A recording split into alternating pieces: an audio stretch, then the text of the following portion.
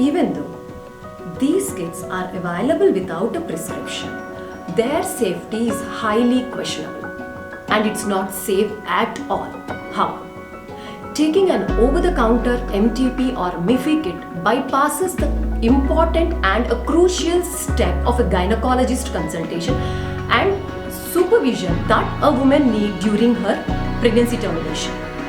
At this consultation, you are checked for whether the pregnancy is in the right gestational age to go ahead for the medical termination.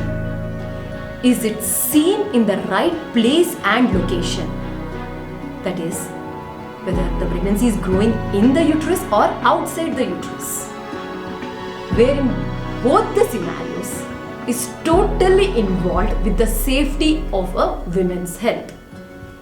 Remember, you should only use them if you are prescribed by a gynecologist.